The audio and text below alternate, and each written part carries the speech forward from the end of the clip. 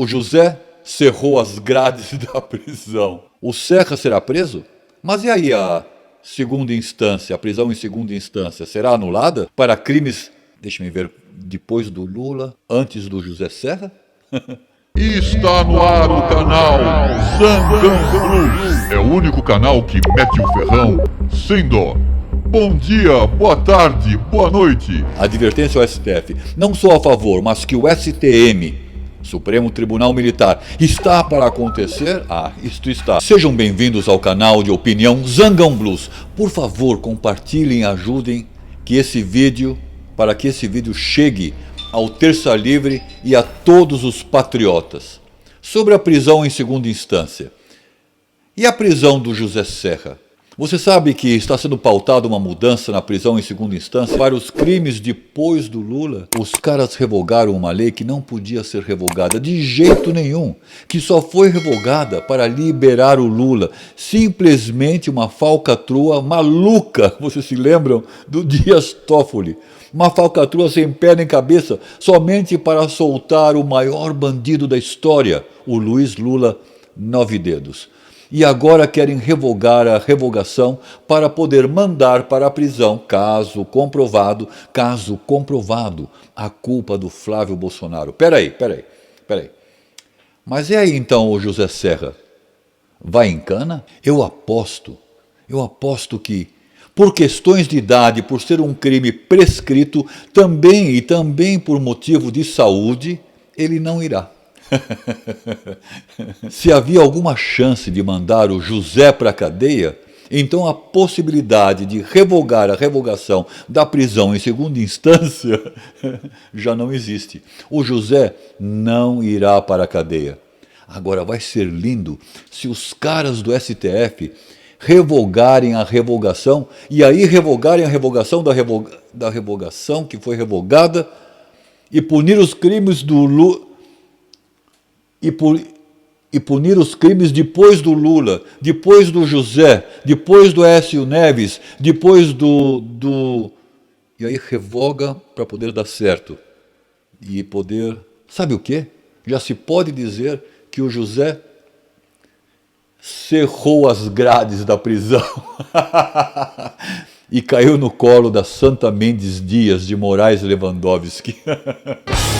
Sou contra fechar o Congresso Nacional, sou contra fechar o STF, mas sou a favor de tirar da gaveta os impeachments contra o Gilmar Mendes, Dias Toffoli e Alexandre de Moraes. Sou a favor da ocupação pacífica do Congresso Nacional, sem quebrar nada, sem ferir ninguém, e mesmo sem reagir à violência de policiais, caso isto venha a acontecer. Assistam o meu último vídeo, Covid 2630. Senhores ministros do STF e parlamentares do Congresso Nacional. Diz o ditado, quem avisa, amigo é. Bem, na verdade, não me sinto amigo de nenhum de vocês do rabo preso. E não são poucos, e não importa quem sejam. Embora eu seja totalmente contra o fechamento do STF e a instauração do STM, Supremo Tribunal Militar, sou obrigado a reconhecer o perigo e avisá-los. Os senhores estão fazendo de tudo, mas de tudo mesmo, para que a história de 64 se repita. E aqui está uma parte do meu aviso, Se a intervenção se repetir, como foi em 64, será muito pior do que da última vez. Advirto os senhores do Congresso Nacional e do já desacreditado STF. Desacreditados no sentido que os senhores sejam de fato os guardiões da Constituição. E está claro que não o são. Mas antes da minha advertência do perigo iminente, vou fazer uma pequena análise. Percebi nesses 2 últimos anos, de 2018 a 2020, que os senhores ministros do STF, senadores, deputados e vereadores têm testado os limites da tolerância do presidente eleito legalmente pela maioria do povo brasileiro. Tolerância pelas interferências inconstitucionais e ilegais perpetradas maliciosamente ao governo do presidente e, adicionado a isso, as perseguições políticas, ideológicas e principalmente as perseguições do nível do cidadão e a tentativa de silenciar, de intimidar, de assustar, amedrontar e causar terror ao povo brasileiro, pelo punhal autoritário da ditadura tribunalesca, juridicialesca, policialesca, da injustiça feita contra a pessoa física, contra a pessoa civil, nas redes ou fora delas. A nós, injustiça feita a nós, o povo brasileiro. Eu até acho que, a princípio, os senhores não testavam os limites de forma consciente, arquitetada, para analisar os efeitos dos protestos contra e pró-governo Bolsonaro. E deles, então, desta análise dos efeitos dos protestos, tirar proveito. Não acredito que tivesse sido assim, tão táticos a esse ponto. Mas acredito sim que foi por acaso que os senhores perceberam e tiraram proveito da situação de acordo com o comportamento dos diferentes formatos de manifestações. A exemplo do comportamento agressivo e destrutivo da esquerda, que lhe servia o interesse intrínseco da maioria dos magistrados que compõem o STF. STF esse que é praticamente na sua totalidade de orientação gramsciana, marxista. O sonho molhado da hegemonia gramsciana tem lhes parecido cada vez mais próximo do que nunca, não é verdade? Isso fica claro, isso fica muito claro, muito mais ainda claro, pelo fato do STF jamais ter impunido severamente os atos de vandalismo da esquerda. Dessa esquerda que destrói, que ferem pessoas, o comércio, paralisam, incomodam muito mais, ainda que em menores números, que as manifestações domingueiras, as quais não incomodam a ninguém. Manifestações familiares, ordeiras e extremamente pacíficas da direita. Tenho certeza que os senhores observaram, aprenderam e começaram a testar de forma pragmática se esses protestos aumentariam em tamanho, se mudariam o tom, se mudaria o dia dos protestos para o meio da semana, ao invés de domingos, se passariam a ser mais violentos e contundentes, se seriam 300 ou apenas 30 a dormir no relento dos três poderes. Mas muito antes dos 300, testes e mais testes já haviam sido feitos para provocar ainda mais a ira dos patriotas e ver no que daria. O Gilmar Mendes, por exemplo, foi o que mais testou o povo, a raiva do povo, e por isso era então o mais odiado. Mas veja só no que deu. O cara era xingado e rexingado nas viagens aéreas, em Portugal, aonde estivesse. Mas eu te pergunto, além disso, depois de tudo que o Gilmar Mendes fez, o povo saiu às ruas e botou para quebrar? Não. No máximo jogaram tomates e ovos no pôster dele, na Avenida Paulista, enquanto ele, o Gilmar, e os 10 patetas do STF riam ao saborear suas lagostas. Estava ficando comprovado a ingenuidade e a ineficiência das domingueiras da direita. Os senhores de bobos, com certeza, não têm nada. Há de se admitir. Resumindo, então, o Dias Toffoli e o Alexandre censuraram a revista Cruzoé pela capa, a denúncia verdadeira que aparecia na capa da delação da Odebrecht. O amigo do meu pai.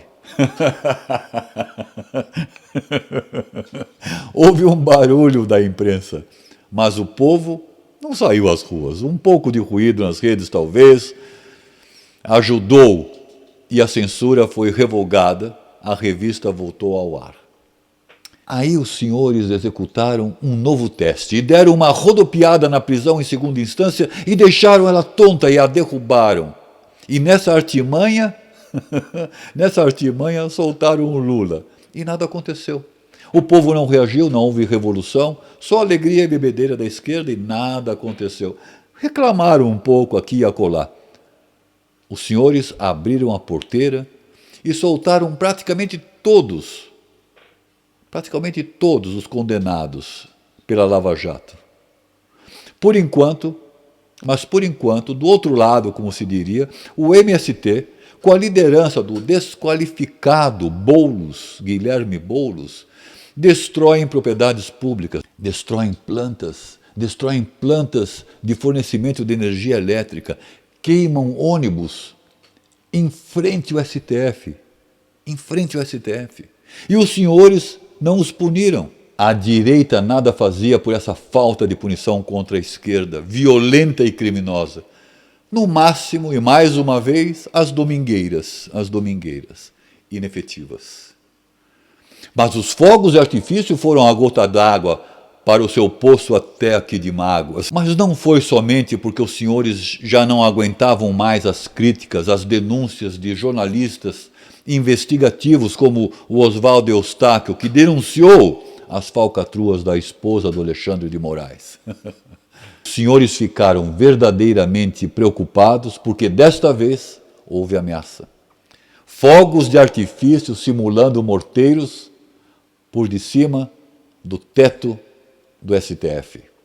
Ameaças blefadas, blefadas, mas ameaças. O teste do esquema da hegemonia gramsciana estava dando para trás. Tinha de ser reprimida rapidamente, com mão de ferro, à la Putin da Rússia. Sarah Winter na cadeia e depois amarrada medievalmente a uma tornozeleira eletrônica. O jornalista Oswaldo preso, intimidado, interrogado e a sua soltura adiada. Me diz uma coisa, isso não é um tipo de tortura medieval, intimidação à liberdade de expressão, tortura à liberdade de expressão? Desta vez, o teste está lhes mostrando que a corda está esticada e por arrebentar. Quanto à advertência, o povo que não era a favor da intervenção militar já está se juntando ao povo da intervenção. Alexandre de Moraes, graças ao seu abuso de poder e atitudes policialescas, o grupo de 300 vai passar de 300 para 3.000 ou 30.000, e isso acontecerá muito em breve. O senhor ajudou a isso. Os militares que são contra a intervenção já observam a insatisfação e a possibilidade de uma insurgência civil e começam a cogitar de fato sobre o STM. Por quê? Porque o país está perdendo as rédeas. Os senhores estão fazendo isso. Os senhores estão tornando o Brasil, os senhores estão criando o caos. Eu aviso que a tolerância sempre teve fim. Nos piores exemplos de autoritarismo e mão de ferro, assim como teve fim com Stalin, Hitler e outros que estão por cair.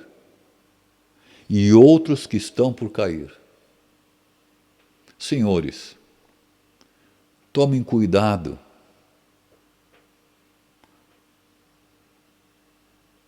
Zangão Blues.